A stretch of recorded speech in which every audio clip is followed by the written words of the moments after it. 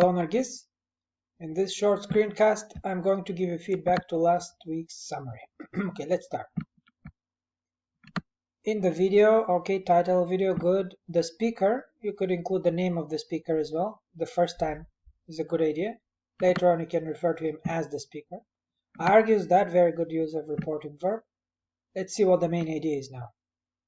Argues that implicit bias can solve the problem of an incorrect approach to solving problems in society associated with various kinds of discrimination like racial bias and regrettable attempts at racial changes, radical changes in thinking way. Okay, I tried to say that in one breath and honestly it was very difficult. There's a bit of repetition here. If you go to the rubric, you will see that one of the requirements for the first sentence is that it be concise. It should be argumentative, it should state the main idea, but it should also be concise, and this is definitely not a concise sentence. He claims that, good use of reporting verb, paying more attention to implicit bias can help us to understand processes operated at, I think the passive here doesn't really work. He says that these processes operate at the subconscious level, but processes operated at, yeah, the passive is questionable here. Not very suitable. Another thing is you do not have to repeat his wording. He talks about processes operating at the subconscious level, fine. All you can say here, and again you're aiming for being concise, you can just say that implicit biases are subconscious, or they are subconscious processes, subconscious mental operations, or something like that, if you want to find a synonym, which will be the way to predict the result of our rapid decisions.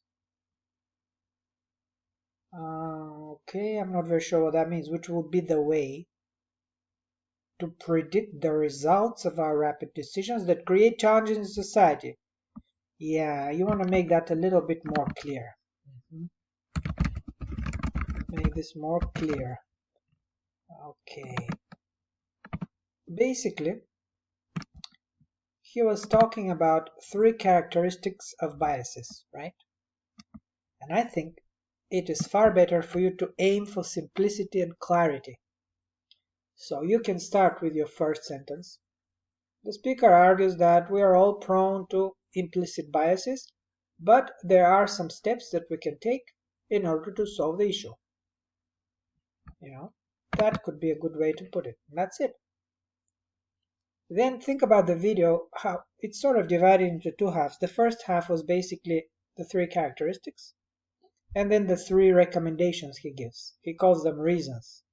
3 recommendations, 3 things, 3 steps we can take to solve the problem. And that should be your summary. It's very, very simple. And then you could use linking words, cohesive devices, just to list them. 1, 2, 3. The speaker describes or discusses 3 characteristics of biases. First, they are subconscious processes which we are not often aware of, or which we are often unaware of. For instance, again, full stop, simple sentences.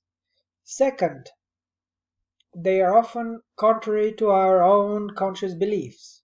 We think we believe one thing, but actually our biases make us act in a different way, often hurtful to others. So the second is they're contrary to our conscious beliefs. And third, he says they're automatic associations, right? They're quick, very automatic. Okay. And that's it. You're finished with the characteristics very quickly. Then you move on to talk about the 3 recommendations, right? Otherwise, the speaker explains that implicit bias is contrary to our conscious actions and perpetuated values. That's what you're trying to say. I would say secondly. Why otherwise? Otherwise suggests opposition. Then that's not opposition here. So your linking word should be more suitable. Okay, so you've gone from the first, now you're doing the second characteristic. Okay, is contrary to our conscious actions and perpetuated values. Okay, I understand, sort of. Which proves that work on implicit bias can become a predictor of various discrimination. That's the I think that was the third reason he was talking about, the third recommendation, and help during the prevention of them if we can find an approach through this scientific solution. Which scientific solution? I'm not sure what this refers to. He does talk about the science of implicit biases, and you can mention that actually. So the reference is not clear here. You can actually mention it, basing his claims on recent discoveries or something like that, on recent discussions of implicit biases, recent discoveries, whatever. Hockett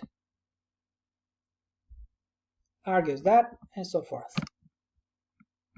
So the speaker explains that is contrary to our conscious actions. I sort of understand that, and that's really all you need to say. Which proves that work on implicit bias can become a predictor of various discrimination.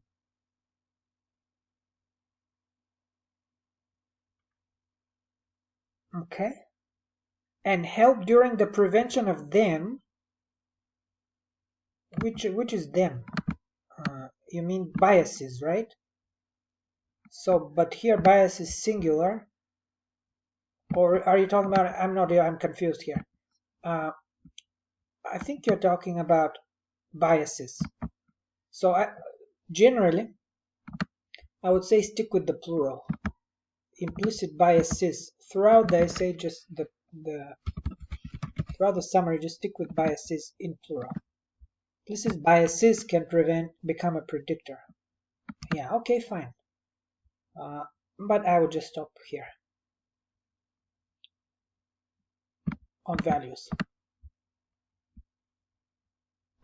You need to be simple here because I'm not very sure. This is indeed something that he talks about, but he mentions that as a third recommendation. And so I don't know. It's a good idea to mention this, but that should come later on. And here, this is, if we can find an approach through scientific solution, you absolutely do not need this. Just this whole thing.